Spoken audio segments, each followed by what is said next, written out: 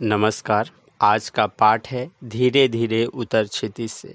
इस पाठ की लेखिका हैं महादेवी वर्मा। पाठ शुरू करने से पहले हम लोग कवित्री परिचय लेंगे। महादेवी वर्मा को आधुनिक युग की मीरा कहा जाता है। वे हिंदी साहित्य की लेखिकाओं में सर्वोच्च स्थान रखती हैं। उनका जन्म सन 1907 में उत्तर प्रदेश के फर्रुखाबाद नामक नगर में हुआ था। उन्होंने प्रयाग विश्वविद्यालय से संस्कृत में एमए किया तथा प्रयाग महिला विद्यापीठ में प्राचार्य नियुक्त हो गई। बाद में 1960 में कुलपति बनी। उन्होंने 1954 में साहित्य अकादमी की स्थापना में अप्रतिम योगदान दिया।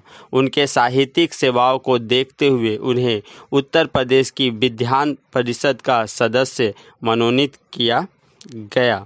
भारत सरकार ने उन्हें पद्म भूषण 1956 में अलंकृत किया। यामा दीप शिखा पर उन्हें भारतीय ज्ञानपीठ पुरस्कार मिला।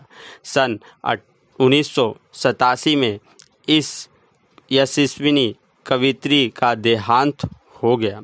इनकी प्रसिद्ध रचनाएं हैं नीरजा, रश्मि, निहार, सांध्य गीत, दीप शिखा, यामा आदि। इनकी गद्य रचनाओं में प्रमुख है अतीत के चलचित्र, स्मृति की रेखाएं, मेरा परिवार, पथ के साथी। निबंध संकलन है श्रृंखला की कड़ियाँ, छंदा, संकलिप्ता आदि।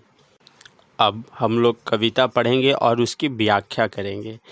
धीरे धीरे उतर क्षितिज से आ बसंत रजनी, तारक मैं नौ वेणी बंधन, शीश फूल कर शशि का नूतन, रश्मि फलय शीत धन अवगूठन, मुक्ताहल अभिराम बिछा दे, चितवन से अपनी पुलकती आ बसंत रजनी। अब शब्दों का अर्थ देखिए। क्षितिज वह स्थान जहाँ पे आकाश और पृथ्वी का मिलन होते दिखाई देता है। रजनी का अर्थ है रात्रि, तारकमय का अर्थ है तारों से युक्त, वेणी बंधन का अर्थ है चोटी के बंधन, शशि का अर्थ है चंद्रमा, रश्मि का अर्थ है किरण, वलय का अर्थ है कंगन, शीत का अर्थ है श्वेत, अवगूठन का अर्थ है घूंघट, मुक्ताहल का अर्थ है मोती, अभिराम का अर्थ है सुंदर, चितवन का अर्थ है अनुराग से देखना। अब इसकी व्याख्या करेंगे। यहाँ पे महादेवी वर्मा जी ने प्रकृति का मानवीकरण रूप में इस कविता को प्रस्तुत किया है। बसंत रजनी, क्षितिज से उतरकर तुम धीरे धीरे धरती पर आओ, तुम्हारी चोटी के बंधन में नवीन तारे जगमगाते हैं, तुम्हारे माथे पर नवीन चंद्रमा फूल की तरह सजा हुआ है, तुम किरणों के कंगन पहनकर और सफ़ेद बादलों के घूंघट काढ़ कर आओ, तुम अपनी दृष्टि भंगमी चितवन से सुंदर मोती बिखराओ, तुम प्रसन्नचित्त पुलकित होकर आओ। कवित्री यहाँ पर प्रकृति को मानव रूप में धरती पर आने के लिए कह रही है। अब कविता को आगे पढ़ेंगे। भ्रमर की सुमधुर नुपुर ध्वनि, अली गुंजित पद्मों की किंकणी, भर पद गति में अलस तरंगिनी, तरल रजत की धार बहा दे, मृदु स्मृति से सजनी, बिहस्ती आ बसंत रजनी।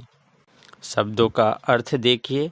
भ्रमर पत्तों की ध्वनि, पद्मों कमलों, किंकणी क्षुद्र घंटियाँ, रजत चांदनी उज्ज्वलता, मृदु कोमल मधुर स्मित मुस्कान, नुपुर मीन्स घुंघरू या पाजेब, अली का अर्थ है भौरा, तरंगिनी का अर्थ है आलस का अर्थ है आलस, रजत का अर्थ है चांदी या उज्ज्वल, पद का अर्थ है पैर।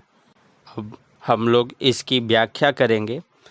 वसंत के आगमन के समय वृक्ष अपने पुराने पत्तों को त्याग कर नवीन पल्लव धारण करते हैं। पत्तों की मृमर ध्वनि नुपुर ध्वनि की भांति प्रतीत होती है। कवित्री वसंत रजनी से कहती है कि पत्तों की मृमर ध्वनि तुम्हारे नुपुर की मधुर ध्वनि है। भौरों का गुंजन तुम्हारी कमर में बंधी छोटी घंटियां हैं। तुम अपने पैरों में अलसाई हुई जल तरंगों की गति भरकर लाओ। तुम धरा पर पिघली हुई चांदी की उज्ज्वलता की धारा प्रवाहित करती हुई आओ। हे सखी, तुम मधुर मुस्कान के साथ हंसती हुई आओ। अब कविता को आगे पढ़ेंगे। पुलकित सपनों की रोमावली, कर में हो स्मृतियों की अंजलि। मलया नील का चल दुकुल अली, घिर छाया सी श्याम विश्व को। आ अभिसार बनी संकुचिती आ वसंत रजनी। शब्दों का अर्थ देखिए। रोमावली रोम की अवली, रोम समूह। अंजलि का अर्थ है कर, संपुट। दोनों करतल को मिलाने से बना गह्वर या उपहार। दुकुल का अर्थ है वस्त्र या झीना कपड़ा। अभिसार का अर्थ है प्रिय मिलन। मलय नील का अर्थ है मलय पर्वत से आने वाली मंद ध्वनि, वायु। अब इसकी व्याख्या हम लोग करेंगे। कवित्री की वसंत रजनी से अपेक्षा है कि उसके रोमकूपों में पुलकित कर देने वाले सपने हैं। उसके हाथों में मीठी यादों की अंजलि है और वह मलय पर्वत से आने वाली वायु का दुपट्टा ओढ़कर आए रही है। महादेवी कहती है कि छाया जैसी सांवली बसंत रजनी, तुम विश्व में प्रिय मिलन का शुभ अवसर बनकर आओ। तुम नवेली दुल्हन की भांति सकूचती हुई आओ। अब हम लोग फिर कविता की ओर चलते हैं।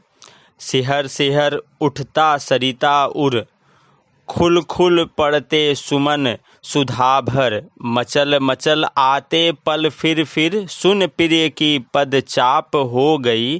पुलकित यह अवनी सिहरती आ वसंत रजनी।